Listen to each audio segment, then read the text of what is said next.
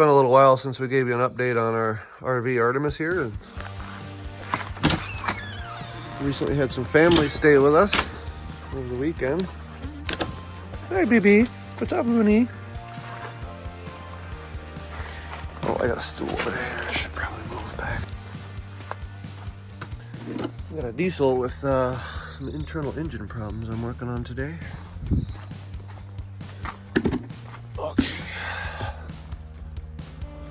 All right, welcome back aboard. So we've cleaned it out. We've had some mouse buckets in here that actually had some mice, and I'm gonna walk you through. Today, I'm gonna pull the cover off of that, and we're gonna check the engine to see how many critters are living under there. I'm gonna get the AC working, and I think there might be a couple other places that we need to check for mice. First things first, because I wanna come back in here and do some racing. Let's see if I got air conditioning. Oh, it's 64 degrees. It's literally not warm enough to turn on the AC. Okay. I think it only goes down to, it'll go down to 60. I'm trying to record this bit, and I live in Minnesota, and it's just beautiful all the time, most of the time when it's not raining. I don't remember the last time I needed RV keys. Man, how quickly life changes, huh? Open. I'm gonna get this door taped up and I'll show you what's going on. This is my makeshift air conditioning. You can find a link for that up in the corner of the screen. You should probably go check that out. It's pretty awesome. I took the old, I think it was like a 5,000 watt AC system. You needed 30 amp service. No, this thing had the 50 amp service on it, excuse me. I had the whole, and you needed all 50 amps to run it. We were living in driveways and running on that generator life and that garage extension cord life, and so we didn't have enough power to pull to run this thing. And so I makeshifted this in here using a really fancy window AC unit, and I don't know, I got it all in here, and it worked really well.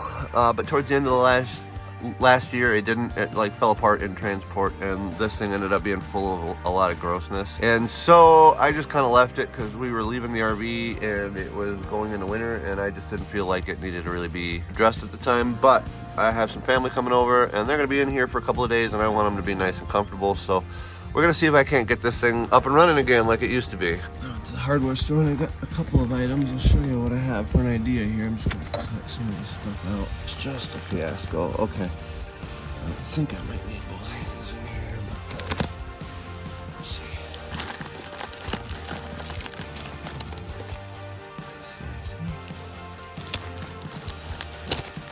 One-handed cameraman. I suppose I could get a tripod for in here, but what fun would that be?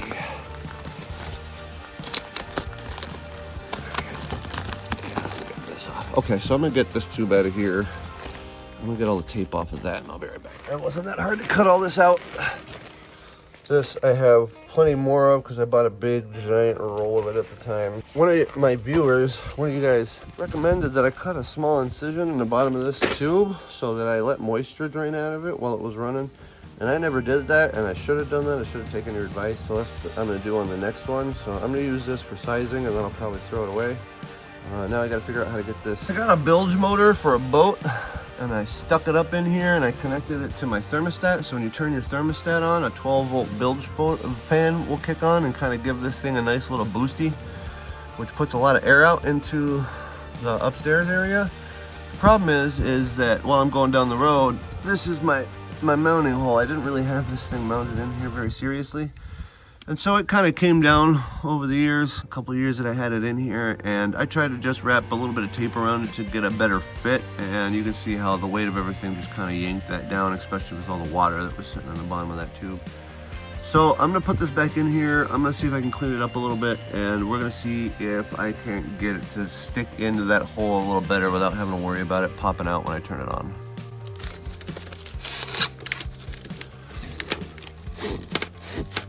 What's the big deal, Steven? Problem solved, duh. When I last left you guys off in here, I had this air conditioning all torn apart, and we were having visitors coming, and I was trying to get it all back together. And well, this AC has got a function that you'll see up on the screen right now where I can turn it on and off from my phone. And every year when I want to use it, because we live in Minnesota, so you don't need an air conditioner for 6 months out of the year, it just sits in storage.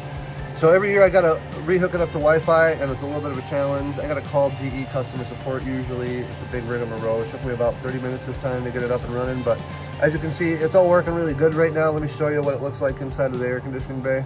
Here's my contraption. I pulled out the old 45 amp unit that took all of the power that we didn't have to run. I got this thing back in here with a clean tube. I used some door shims on each side and a couple of zip ties, and you can see that my fan is sticking in there way better. I don't have a problem with it falling down as easily. If we were to go on the road, I'd probably secure that in there with maybe a couple more shims, but that seems to be working all right for now. So here's my air conditioner. It's just a standard GE window unit. It's a smart air conditioner. All the touch buttons for this thing to operate it are down in there. And in order to get the Wi-Fi working, I have to reach all the way to the far back and hit a button down inside of there. I obviously was not thinking about that when I built this. I don't know what I would have done to make that a little easier. It is kind of a pain in the butt, but to be honest, it's worth it for the amount of cooling that I get out of this thing for the power it uses. You know, I can run this air conditioning on an extension cord, and even on really hot days, it's not going to pull more than 1200 watts. And it is a soft start. I saw Eric from Nomadic Fanatic talking about one of those smart ones that he got for his RV. And most modern air conditioners, at least modern window units, especially the like General Electric and some of most of the major brands, are soft start. This thing typically starts out at about 300 watts and then works its way slowly up to 800. And then only on very hot days will you ever see it bust over a kilowatt. You can see it working in here perfectly. Again, it's not a very warm day today, so I don't really need this on. I just kind of wanted to show you what was up in here. Keys so I can close that again. You don't need to be in there. I'm feeling I have some mouse nests to deal with, so I'm gonna climb back in here. We're gonna pull back the engine cover next, and we're gonna see how bad that is. Oh, let me show you. I have a lot of these vents blocked off in here. But nice cool air coming out of the vents. Beautiful. Bob's your uncle. Love it. All right, back to that. Kind of scared to see what's under here because we haven't opened this since we parked it. I've started it once. If there's anything living in here, time to go. The last thing I want is to pull this off and have something be like, hello, hi, how are ya? Yeah, I'd rather the animal go that way than this way. Like down and up, please.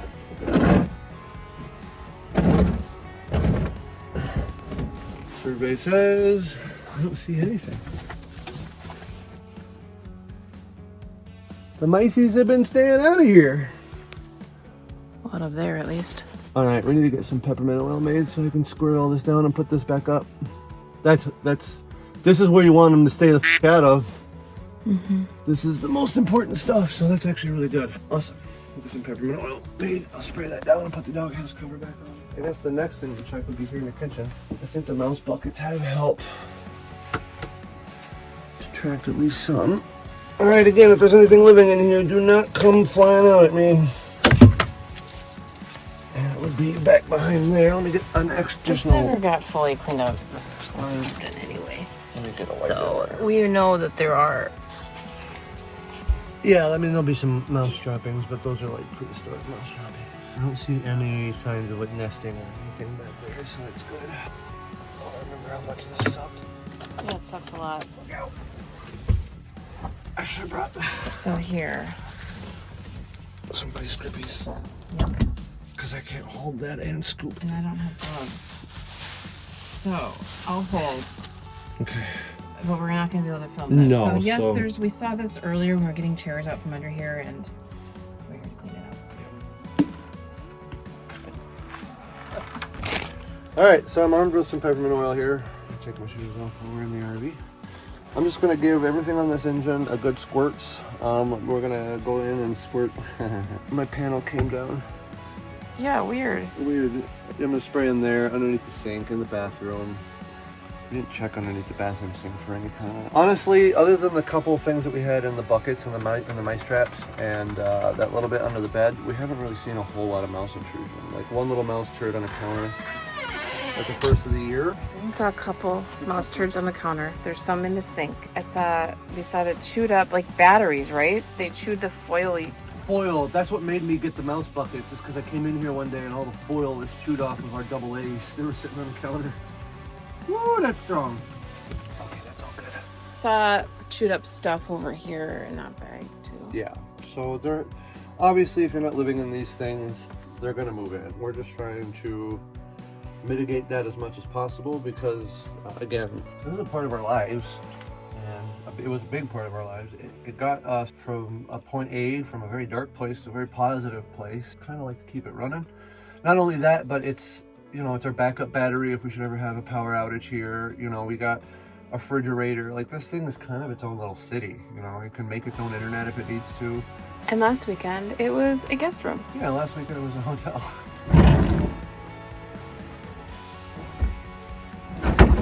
You don't need much in here. It's probably just 3 squirts.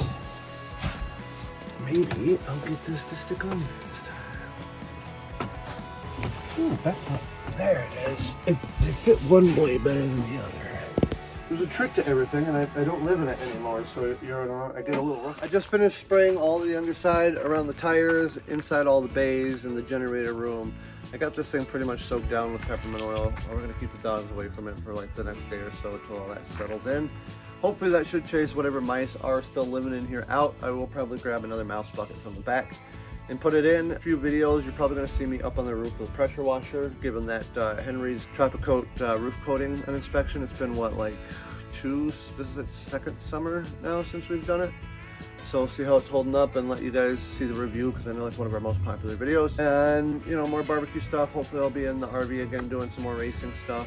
And again, I got a Ford truck to figure out. So all kinds of different stuff here on this channel. So if you like our channel at all, if you found any fun or any interest or learned anything at all from any of the stuff that we do, please like, share, subscribe, all that good stuff. We're almost at 1,000. We're almost at our first 1,000 subs. You know, this is what we want to do for a living, and we need your help.